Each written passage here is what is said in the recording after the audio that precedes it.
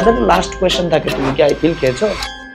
Young ফিমেলসরা আজকাল sexual intercourse যারাই যেটা করছে, I prefer to be safe. আর সেফ মানে কিন্তু আইপিএল, বিকজ আমাদের বুঝতে হবে যে আইপিএল এর কাজটা কি। আইপিএল এর কাজ যে প্রেগন্যান্সি প্রিভেন্ট করা, এটা আপনি কি করে করছেন, হয়তো ভেজাইনাল মিউকাসটা ঠিক করে দেয়, তাহলে এগটাকে প্রিভেন্ট করে দেয়। কিন্তু স্পার্মটা যদি অলরেডি ইউটেরাস অবধি পৌঁছে গেছে, তাহলে কিন্তু ফার্স্ট মেকানিজমটা ফেল। আর একটা ধরুন জাস্ট হলো বেরোলো, ইউটেরাসকে কিন্তু কিছু করে না। যদি পৌঁছতে পারে ওই ফ্যালোপিয়ান টিউবের মধ্যে যদি আপনার ফার্টিলাইজেশনটা মানে স্পার্ম আর এগ যদি মিলে যায়, ওই জায়গাটার মধ্যে যদি আপনি হয়ে যান, একটোপিক প্রেগন্যান্সি হওয়ার chances maximum in case of IPL. Use a condom, it is preferable and safe. Don't use IPL because বডির হরমোন যেটা বললাম, এগুলোর মধ্যে অক্সিটোসিন, প্রোজেস্টেরন, টেস্টোস্টেরন এগুলো সব আপ ডাউন করে। এটার জন্য ব্লাড লেভেলস এর মধ্যে এগুলো ইয়াং স্ট্রোক হতে অনেক বেশি প্রবণতা হয়। স্ট্রোক বেসিক্যালি জিনিসটা কি? চলতি ভাষায় স্পিচ প্রবলেম। আমি এখন কথা বলছি, কথা বলতে হঠাৎ করে যদি অসুবিধা হয়, হাঁটতে পারছিলাম হঠাৎ করে হাঁটতে পারছি, এনিথিং হঠাৎ স্ট্রোক। আমাদের অনেক জনের কিন্তু একটা হ্যাবিট আছে নেক ক্র্যাক করার,